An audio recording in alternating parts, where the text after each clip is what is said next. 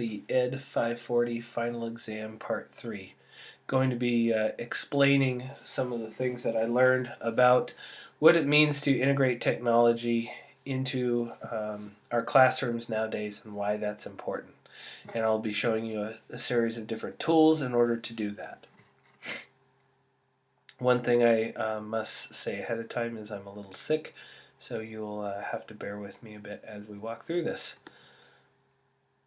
So starting at the beginning, we understand this concept that as we work with new students in today's society, we are working with a particular group of students who is referred to as the digital native. And these students are people who Mark Prezi refers to as digital natives because they are students or people who were grown up as in the what they call now the millennial generation, and essentially they've always had technology and digital technology specifically at their grasp, which has potentially changed the way they think and how their brain functions in the world. Specifically, some of the things that he mentions are that digital natives are fantastic at multitasking, parallel thinking, using multimedia and multiple resources at one time.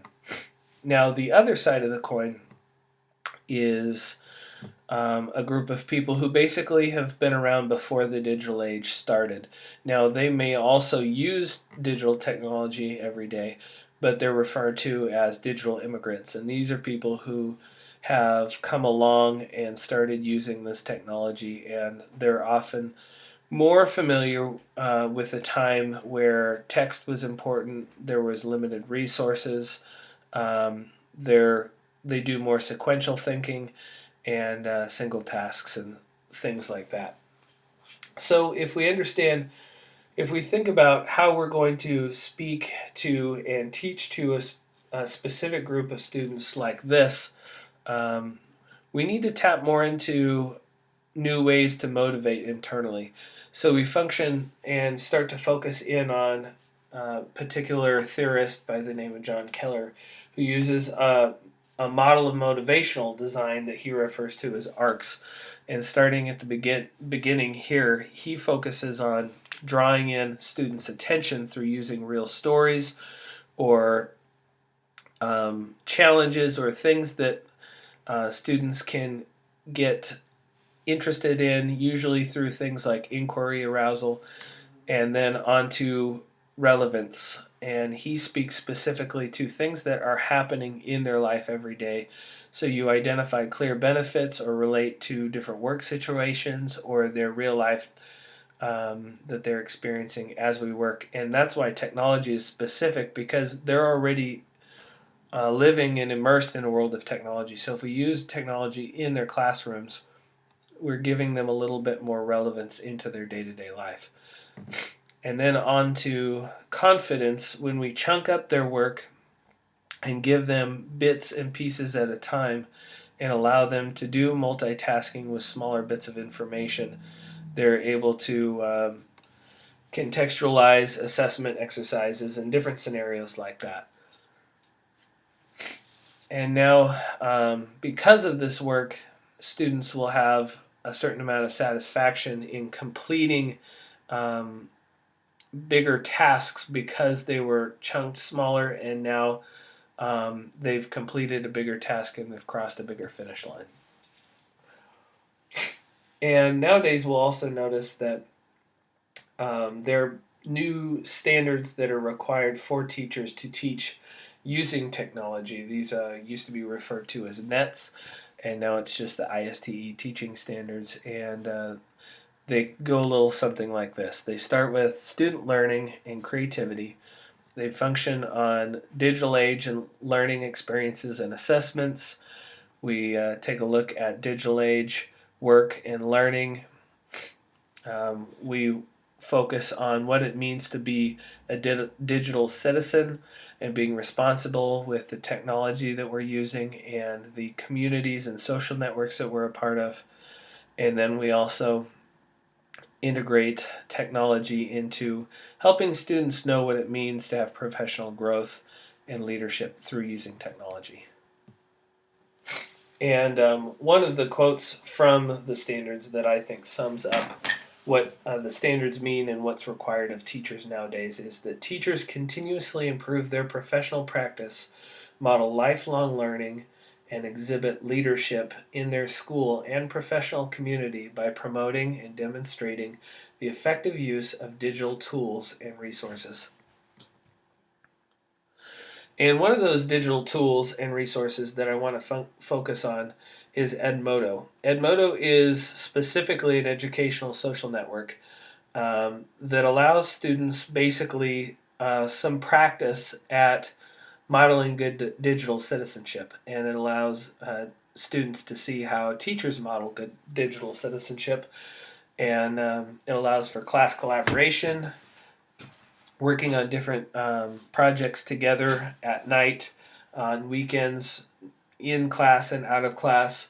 It's a place where teachers can take polls and surveys of what's happening in the classroom and the general pulse of what students think about particular subjects, as well as it's a place to post articles and videos, turn in assignments, take quizzes, and it also allows parent access to what's happening in the classroom. Another great resource is Brain Pop, which is a series of educational videos and games that allows students a chance to basically look at some of the information that they're getting inside class from science, social studies, English, math, so on and so forth, in just packaged a little bit differently, and allows them some space to look at things in kind of a fun and slightly more relevant way.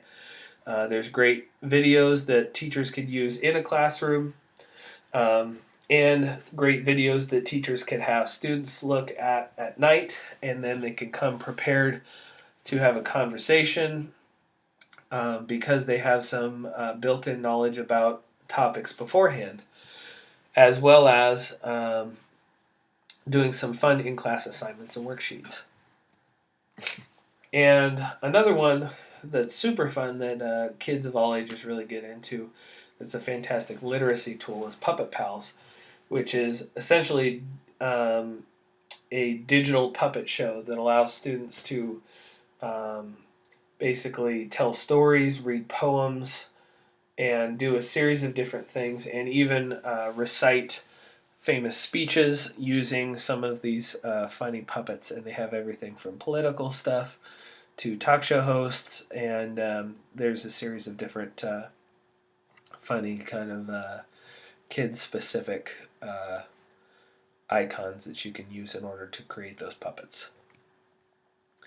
So now, some of the skills that are important that are worthy of mentioning that I both learned in this class, as well as things that can be helpful within a classroom, are things like using QuickTime screen recording.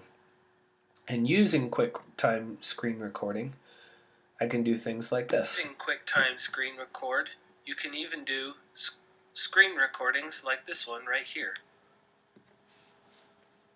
And I can take you all the way back through my presentation all over again.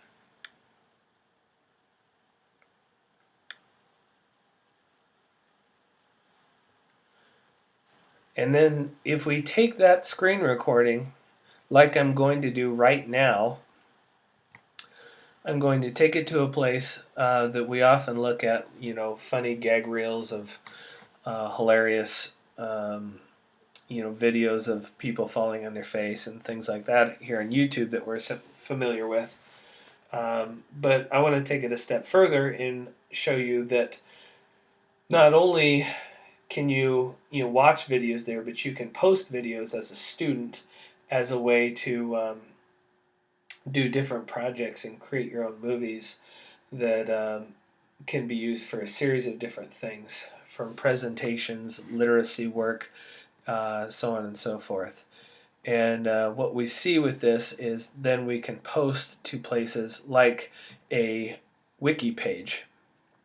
The one we're currently using is PBWiki or PBWorks, and this is my particular PB Works page that I have loaded some of my other information on, and some of my other videos and screen recordings similar to the one that we're watching right now. And if you're watching this, you've probably been on PB Works to find this particular video right now. So these are just a couple things that I learned while being in my digital technology class. And there's a series of things that are important to think about. And I want to thank you for your time. And it's been a great class. Thanks so much.